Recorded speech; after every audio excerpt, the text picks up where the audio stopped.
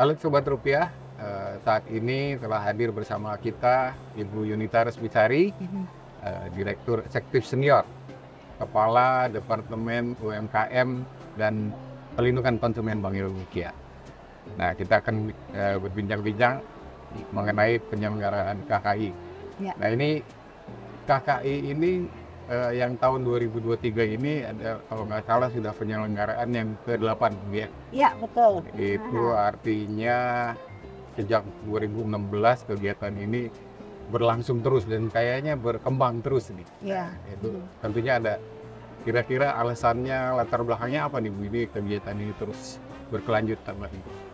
Iya, Mas Fajar ya. Alhamdulillah nih kan kita lihat KKI yang pertamanya tahun 2016. Setiap tahun selalu ada inovasi atau kebaruan yang kemudian memperkaya kasanah dari UMKM peserta KKI maupun temanya itu sendiri. Jadi kita lihat temanya berkembang, mulai pertamanya dari mengembangkan wirausahanya UMKM, peningkatan kualitasnya, kemudian terus sampai membuat mereka menjadi pemain global. Nah, itu yang kita harapkan, semangat itu akan terus dijaga. Setelah KKI yang ke-8 ini dan seterusnya, kita terus harus melihat apa lagi yang bisa dicapai oleh UMKM kita. Oke. Ya, ini untuk gambaran aja nih Bu, selama ini peran dari KKI ini dalam pengembangan UMKM tuh sejauh mana nih? Jadi kita kan tahu ya bahwa Bank Indonesia melalui kantor perwakilannya di 46 wilayah melakukan pengembangan UMKM sebagai implementasi dari kebijakan pengembangan UMKM yang dilakukan Bank Indonesia untuk mendukung tujuan utama BI ya, di moneter, SSK maupun di sistem pembayaran. Nah, kemudian dari implementasi pelaksanaan oleh kantor perwakilan tersebut, kita melihat bahwa UMKM ini ternyata memiliki potensi untuk menjadi sumber ekonomi baru di daerah. Jadi bukan hanya kita melihat dari sisi jumlahnya UMKM ya sebagai unit usaha yang terbanyak, tapi sumbangannya kepada PDB itu memiliki potensi untuk terus ditingkatkan. Bagaimana supaya meningkatnya dengan pesat, signifikan? Salah satunya melalui capacity building ya, peningkatan kapasitas yang dilakukan secara berkesinambungan, secara terus-menerus dengan menekankan pada aspek peningkatan usaha. Nah, KKI ini merupakan ujung dari pembinaan tersebut. Jadi kita melihat pembinaan yang dilakukan kemudian ditampilkan di KKI sebagai etalase dari hasil UMKM yang dilakukan pembinaan tersebut. Dengan demikian UMKM itu kemudian memiliki dream bahwa ketika dia sudah sampai di KKI berarti dia sudah terkurasi menjadi pemain UMKM premium, dan dengan demikian dia siap untuk berkontribusi lebih besar terhadap perekonomian. Kami melihatnya seperti itu. Jadi dampak atau outcome-nya KKI terhadap pertumbuhan ekonomi UMKM. Namun kita juga lihat secara konkret. Secara konkret impact-nya dilihat dari omset atau kinerja penjualannya UMKM. Ya, itu tentunya akan berdampak langsung kepada skala atau naik kelasnya UMKM itu sendiri. Ini serius sekali nih ya Bu ini. Ini kelihatan juga ke Ibu Sari nih, kayaknya serius juga nih mencerminkan. Oh iya betul. Produk UMKM Indonesia dari mana ini? Ya. Ini sesuai dengan tema KKI tahun 2023 ini, tema Kalimantan. Sehingga ini kainnya ini adalah kain sasirangan dari Kalimantan Selatan. Ya. Ditambah bordir-bordir ya Bu. Nah, bordirnya ini sebetulnya saya ingin memberi contoh kepada UMKM pelakunya, ini loh bisa dikasih nilai tambah sehingga nanti akan memberikan daya jual yang lebih tinggi gitu ya. Jadi ada bordir, ada mote gitu. Jadi untuk memberikan inspirasi juga gitu. Ya Bu, ya tadi ini ngomong tentang Kalimantan nih Bu, itu dari Kalimantan dan itu juga terkait dengan tema dari KKI tahun ini ya Bu ya. Iya. Itu Badarau Nusantara. Bisa Ibu jelaskan Ibu temanya kok? Temanya Kalimantan. Nah, kata Badarau itu sendiri dari bahasa Banjar. Artinya diterjemahkan secara langsung adalah gotong royong. Dan kita kemudian menerjemahkan bahwa Badarau Nusantara itu adalah berkolaborasi, ya, bergotong royong, berkolaborasi, bersinergi untuk mendorong kebangkitan UMKM dengan semangat kebaruan dan inovasi. Pak Gubernur di pembukaan KKI menyatakan bahwa sinergi itu merupakan salah satu kunci dari pengembangan UMKM, karena kita sadari ada berbagai aspek pengembangan UMKM, di mana tiap aspek itu sebetulnya juga menjadi suatu kewenangan atau suatu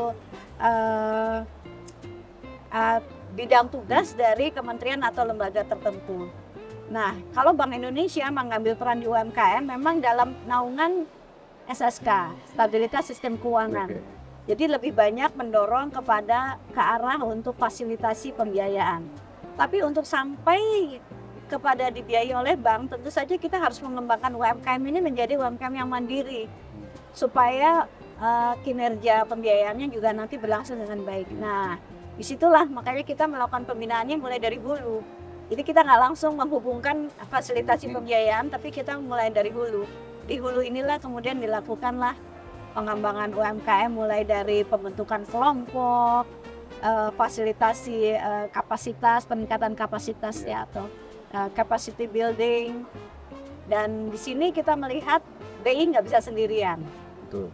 Nah, kalau ingat kita waktu kemarin kita bekerja sama dengan kementerian terkait, misalnya dengan Kementerian Perindustrian untuk mengembangkan kemasan yang sesuai standar, kemudian dengan Kementerian Perdagangan untuk membuka akses pasar. Jadi sesuai bidang tugasnya masing-masing. Nah, kita berkolaborasi sehingga kita jadi bisa fokus pada aspek yang menjadi bidang tugas kita atau spesialis kita. Gitu. Harusnya seperti itu sih. Sinergi dan kolaborasi itu sangat penting. Iya. Mungkin kembali ke KKI ini. Ini yang membedakan dengan KKI sebelumnya, ini sekarang mengangkat ada salah satu fiturnya itu scale up UMKM green. Iya. Nah, betul. ini sesuatu yang baru juga nih Bu. Iya. Ini kenapa ini mulai diangkat ini? Nah, iya Mas Fajar, ini tidak lain ya, kita berangkat dari kondisi alam kita. Extreme weather kan sekarang, cuaca yang ekstrim itu karena perbedaan, karena iklim yang semakin berubah semakin drastis ya, semakin cepat. Itu antara lain karena kita tidak kembali ke alam. Nah, atas kondisi itu dunia internasional ini melalui fora-fora itu semakin besar desakannya. Persyaratan untuk UMKM masuk atau produk apapun masuk ke ranah global, salah satu persyaratannya adalah harus eco-friendly. Oh, Ramah. Ya, jadi bukan hanya human friendly ya. Kita tidak hanya ramah kepada manusia, harus ramah kepada lingkungan. Nah, supaya UMKM kita nggak ketinggalan ya. Nanti tahu-tahu sudah dibikin standar dan kita ketinggalan, akhirnya kita dibalap sama negara lain. Kita siapkan UMKM kita sudah mulai memperhatikan aspek lingkungan. Iya. Gitu. Ya, kayaknya ini sesuatu yang baru dan nggak tahu nih Bu, sejauh mana nih implementasinya, kira-kira mereka sudah sampai tahap mana? Iya, jadi dari kajian kami, penelitian kami kepada UMKM, kita bedakan ada 3 kelompok nih Mas Fajar. Oke. Untuk UMKM ramah lingkungan. Yang pertama adalah eco-adapter. Jadi mereka mengadaptasi aja apa yang dikategorikan ramah lingkungan. Misalnya pengelolaan limbah atau penggunaan produk alam harus seperti ini, menggunakan warna alam ya. Itu eco-adapter. Ini cuma kalau bicara bahan dasarnya dari alam semua, ini nggak tahu nih ketersediaannya itu sampai sejauh mana. Jadi mungkin secara keseluruhan kendala-kendalanya apa nih Bu? Iya betul. Ya kita emang memahami ya.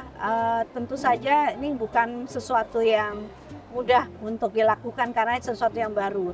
Yang pertama tuh kendalanya masalah sarana prasarana. Dibutuhkan tambahan sarana prasarana. Nah itu kan ada tambahan biaya buat UMKM-nya.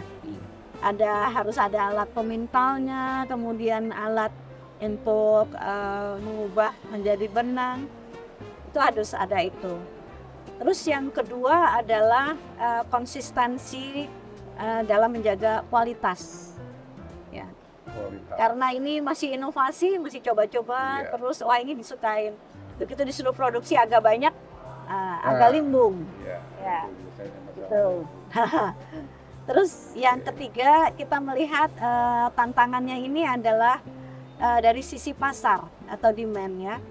Karena memang pasar menginginkan seperti itu, tapi apakah ini akan long lasting atau ini hanya suatu tren? Itu yang yang sering dikhawatirkan oleh UMKM. Nanti keburu udah install peralatan yang mahal, makan biaya, ternyata demand-nya berubah, trennya. Gitu. Ya, betul. Nah, kita nih sebagai pembina UMKM, kita lah yang seharusnya membuka informasi mengenai hal itu. Karena kita kan terhubung dengan fora internasional, dengan lembaga-lembaga maupun praktek-praktek terbaik di negara lain. Harusnya kita tuh, misalnya, di sini ada tren baru seperti ini. Bagaimana ke arah sana, kemudian kita fasilitasi kepada UMKM. Itu sebetulnya peran kita. Mungkin ini yang terakhir nih, gimana kalau itu sudah ditangani dan mereka bisa memproduksinya, apa yang kita dapat tuh kalau segitu dulu? Pertama, bagaimanapun UMKM itu akan bergerak kalau ada nilai ekonominya. Mereka kan manusia ekonomi juga ya. Bukan hanya, nanti kalau kamu memproduksi bahan ramah lingkungan, dunia akan lebih damai gitu ya. Nah itu agak jauh. Atau dunia cuaca akan lebih bersahabat. Emang gue pikirin nanti ya. Jadi harus ada nilai tambah ekonomi. Itulah yang akan menjadi pemancing ya. Supaya mereka bergerak ke arah sana. Nah, kita yang harus mengalirkan informasi pasar atau demand mengenai produk yang ramah lingkungan ini. Oke, dari penjelasan dari bincang-bincang kami ini, siapa tahu nih Sobat Rupiah terinspirasi dari untuk turut mengembangkan dan memberi makna pada pengembangan UMKM dan juga perekonomian Indonesia, baik itu turut mengembangkan UMKM atau jadi UMKM. Jangan lupa untuk mengikuti podcast Bank Indonesia dan follow medsos Bank Indonesia. Terima kasih.